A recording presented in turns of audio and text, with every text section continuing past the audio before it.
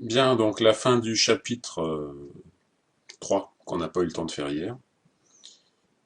Je vais vous présenter les calculs rapidement sur cette vidéo. Alors, c'était donc le petit 4 pour finir le chapitre. Les petits mouvements. Je vous en avais parlé, je vous ai présenté l'idée générale. Là, on va juste regarder un peu plus en détail les calculs. Bon, je vous ai montré, j'ai mis mon joli suite. Les petits mouvements. Voisinage d'une position d'équilibre stable. Donc, si on appelle XE une position d'équilibre stable, et si on considère un système conservatif, donc on sait que on va considérer un système conservatif et on va appeler x le degré de liberté. Donc une abscisse par exemple, un wagonnet sur un rail, x est son abscisse. X ça peut représenter l'angle d'un pendule simple, ça peut représenter l'altitude d'un système masse-ressort. Bon, donc c'est très général. Donc x le degré de liberté. Donc on sait que l'énergie potentielle est extrémale en x équilibre. Donc c'est-à-dire que la dérivée s'annule en x équilibre. Et si c'est une position d'équilibre stable, ça c'est important, je vous l'ai dit hier, ça ne marche pas autour d'une position d'équilibre instable. Ça veut dire que la dérivée seconde en XE est positive. Voilà. Et comme le système est conservatif, eh bien l'énergie mécanique se conserve. Donc on se sert du théorème de Taylor-Young appliqué à l'énergie potentielle pour un X très proche de X équilibre.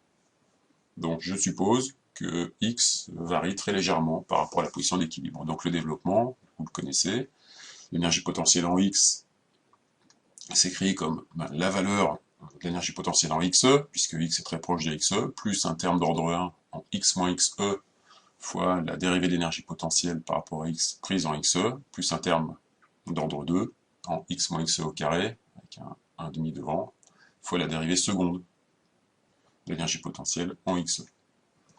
Bon, comme XE est une position d'équilibre, on sait que l'énergie potentielle est extrémale en XE. Donc ici, c'est une position d'équilibre stable, donc on sait même qu'elle est minimale en XE.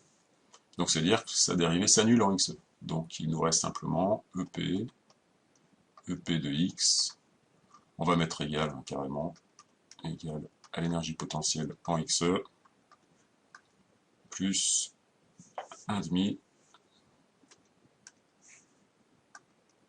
plus 1,5 de X moins XE au carré, fois la dérivée seconde d de EP sur dx carré en XE. Donc ça veut dire que localement, autour de XE, on considère que l'énergie potentielle peut s'écrire comme, comme une fonction, comme un polynôme de degré 2, c'est-à-dire comme une parabole. On assimile le profil d'énergie potentielle, ici, dans cette zone, on l'assimile à une parabole. Voilà. Donc là, j'ai tracé la parabole qui, localement, autour de XE, correspond bien à mon profil. On voit que l'écart, bon, à l'œil, est faible. Les termes dont on se trompe, là, les petits taux d'un x cube ou quelque chose comme ça, on ne les écrit jamais en physique. Ok, ça, vous les réservez pour les maths. Les petits taux, on les écrira jamais. On sait de combien on se trompe, mais on n'écrit pas. Bon, comme c'est une position d'équilibre stable, on sait que la dérivée seconde, ça c'est un nombre, hein, c'est le nombre dérivée seconde en xe. On sait que cette quantité est positive, puisque c'est une position d'équilibre stable.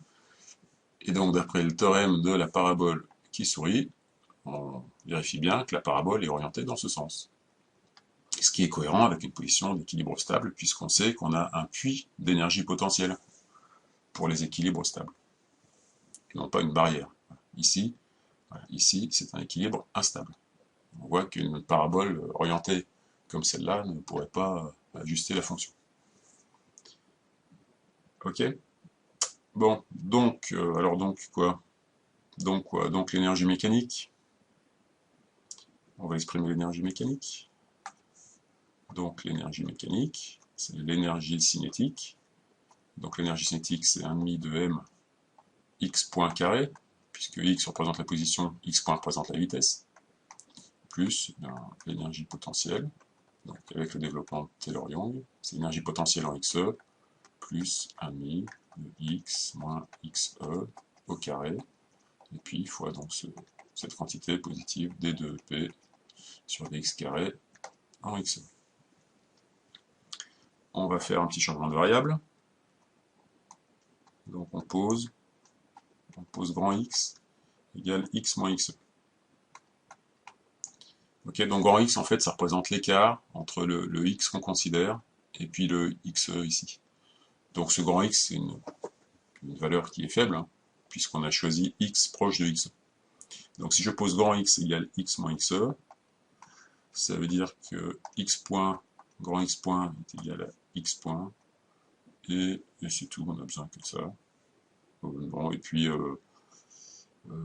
oui, c'est tout. Voilà. Donc en posant ça, on obtient une énergie mécanique qui va se mettre sous la forme suivante. Donc, puisque le petit x point c'est grand x point, ça fait 1,5 de m grand x point carré, plus l'énergie potentielle en xe, donc ça c'est une constante, plus 1,5, donc de grand x, en changement de variable au carré, fois ma constante, ici une autre constante, d2p sur dx carré en xe.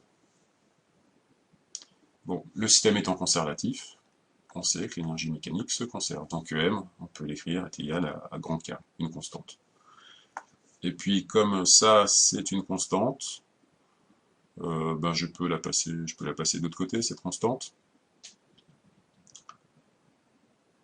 Et puis ce terme-là également, ce terme-là aussi est une constante, donc je vais le renommer, je vais l'appeler petit k, et je sais qu'il est positif.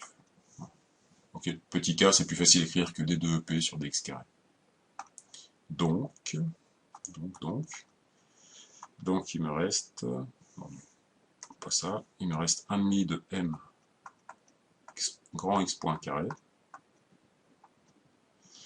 plus 1,5 de k grand x carré est égal à cette constante k moins ce terme-là, l'énergie potentielle en xe, donc je vais l'appeler une constante k'. Donc j'ai une quantité qui se conserve tout au cours du mouvement. Alors grand X, hein, je vous rappelle, grand X c'est pas la position, là c'est l'écart entre la position d'équilibre stable et la position considérée, et grand X est faible. Donc c'est une intégrale première du mouvement, c'est-à-dire une quantité qui se conserve tout au cours du mouvement. Bon, et puisque cette quantité se conserve au cours du mouvement, ça voilà, puisque cette quantité se conserve au cours du mouvement, ça veut dire que sa dérivée par rapport au temps est nulle. Voilà, cette grandeur n'évolue pas au cours du temps. Donc je peux écrire que la dérivée est égale à 0, donc ça va me faire 1,5 de m, et je dérive x point par rapport au temps, donc ça va faire 2 x point, x point point, plus 1,5 de k, et maintenant je dérive grand x carré, donc 2 x point égale à 0. Donc soit, on simplifie un petit peu, puisque là j'ai mon 2 avec le 1,5, le 2 avec le 1,5, avec x point différent de 0, je peux simplifier par x point. X point différent de 0, car on considère un mouvement, c'est-à-dire x varie. Si x point est égal à 0, c'est-à-dire que x est constant. J'ai pas de mouvement, donc c'est pas ce qui nous intéresse. Donc avec ces différentes simplifications, il me reste m x 2 points plus kx égale à 0. Ok, voilà. X point différent de 0, j'ai déjà écrit ici. Bon, donc je reconnais une équation différentielle d'ordre 2 que je peux normaliser, x2 points plus k sur m, x égale à 0. Voilà. Linéaire, sans coefficient en x point. Oui, le système est conservatif, hein, il n'y a pas de force dissipative, c'est pour ça qu'il n'y a pas de terme en x point. Si on avait des forces dissipatives, l'énergie mécanique ne se dissiperait pas, et à ce moment-là, DEM sur dt, ça ferait la puissance des forces non conservatives, la puissance des forces dissipatives. Ça ferait intervenir des termes en x point. Si on prend des forces dissipatives qui varient comme la vitesse. Donc là, pour le coup, bah, je retrouve l'équation d'un oscillateur harmonique. Donc je connais la solution. Je peux écrire que x se met sous la forme a cosinus. Donc là, on reconnaît ici, on reconnaît oméga 0 carré, hein, pulsation propre au carré. Donc a cos oméga t plus b sin oméga t. Donc ça fait a cos racine de k sur m t plus b sin racine de k sur m t. On peut mettre une forme en a cos racine de k sur m t plus phi. Bon, si on préfère, c'est totalement équivalent. Et donc ça, c'est égal à x moins xe. Donc, ça veut dire que x, qui est donc la position proche d'une position d'équilibre stable, x varie selon une sinusoïde, et se comporte donc comme un oscillateur harmonique. Puisqu'on a retrouvé l'équation d'un oscillateur harmonique ici, ça montre bien que notre système, il se comporte comme un oscillateur harmonique, au voisinage de cette position d'équilibre stable. Bien, alors un petit exemple pour finir.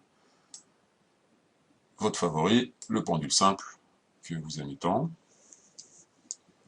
Bon, on a établi son énergie potentielle. On sait que pour les pendules simples, l'énergie potentielle, on peut l'écrire mgl facteur de 1 moins cos θ. CF, le petit calcul qu'on a fait hier. Hein, avec bon, l'axe OZ qui était pris vers le haut, et puis l'énergie potentielle nulle au point le plus bas. On a déterminé les positions d'équilibre. On a vu que la position d'équilibre stable, c'était θ E égale à 0. D'accord? Donc pour θ proche de 0, c'est-à-dire pour les petits angles, ça veut dire, quelque chose qu'on a déjà vu, donc pour les petits angles, puisque ce que je vais faire, ce n'est valable que pour les angles proches de θe égale à 0, la position d'équilibre stable. Donc pour les petits angles, je peux écrire un développement de Taylor-Young, c'est-à-dire que l'énergie potentielle en θ, c'est égal, c'est à peu près égal à l'énergie potentielle en 0, la position d'équilibre stable, plus, alors le terme, bon, je vais l'écrire, plus donc θ moins 0, d de EP sur dθ en 0, et puis le terme d'ordre 2, 1,5 de θ moins 0 au carré, d de EP sur dθ carré en 0. Bon, ce terme-là, on sait qu'il est nul, puisque 0 c'est une position d'équilibre stable, et puis on sait que ce terme-là, il est positif, puisque c'est stable. Donc, la position d'équilibre, ça fait 0, et ici positif, stable. Donc mon énergie potentielle, je peux l'écrire plus simplement. Donc l'énergie potentielle en 0, ça fait 0. Et puis ici, il me reste donc 1,5 de θ carré. Et puis d2p sur dθ carré en 0. Alors, on va le calculer. Petit calcul ici. Donc d de EP. Alors, on l'avait déjà calculé hier, mais je ne me rappelle plus du résultat, mais c'est un peu bien compliqué. D de EP sur dθ, donc le mgl disparaît. Dérivé de cosinus, ça fait moins sinus. Donc ça fait mgl sin θ. Et donc d2 EP sur dθ carré. Je redérive ça par rapport à θ. Donc ça fait du mgl cos θ. Ne me collez pas des θ points, je ne sais quoi. Hein. On dérive par rapport à θ, on ne dérive pas par rapport au temps. Hein. Voilà, cos θ. Donc en 0, cos 0 ça fait 1, ça fait mgl. Donc il me reste, voilà, tout ce terme-là ici, il vaut mgl, il est bien positif, donc ça fait 1,5 de θ carré mgl. Donc il reste mgl θ carré sur 2. Bon. Donc l'énergie mécanique. Donc l'énergie mécanique pour les petits angles, donc c'est l'énergie cinétique, donc c'est 1,5 de m v carré. Bon, on sait que pour le pendule simple, la vitesse r point ça fait 0, r θ point ça fait l θ point. Et puis il n'y a rien sur l'autre axe. Donc la vitesse, moche cette flèche quand même. Essayer de faire un petit peu mieux. Voilà, joli. Donc 1,5 de m v carré, ça fait 1,5 de m L carré, θ point carré. Ok, ça c'est pour l'énergie cinétique. Et puis donc je rajoute mon énergie potentielle, approchée pour les petits angles. Donc 1,5 de mgl, θ carré. Bon. Et comme le système est conservatif, ça fait une constante. Donc ça ne dépend pas du temps. Donc si ça ne dépend pas du temps, je peux écrire que d de m sur dt est égal à 0.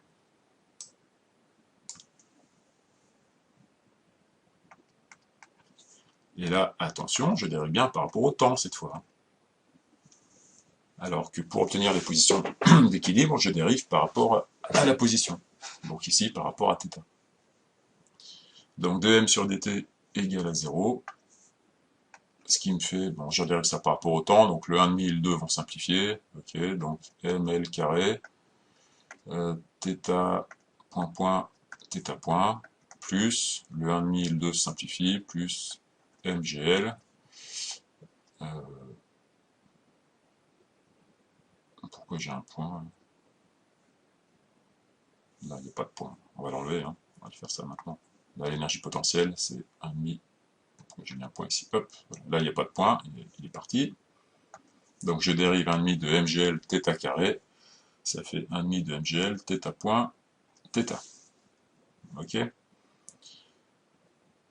Je simplifie par m qui n'est pas nul et par θ point qui n'est pas nul.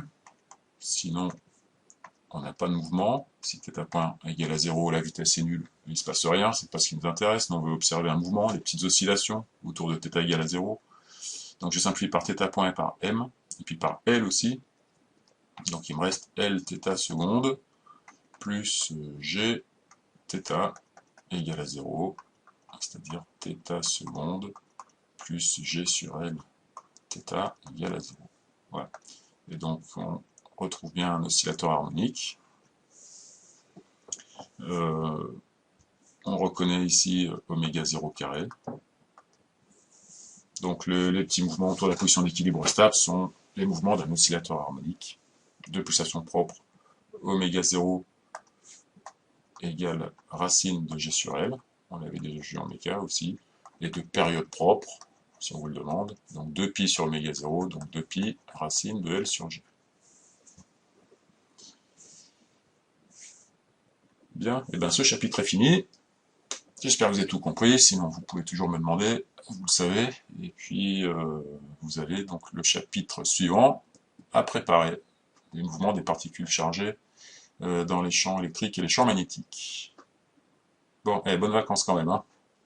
Salut!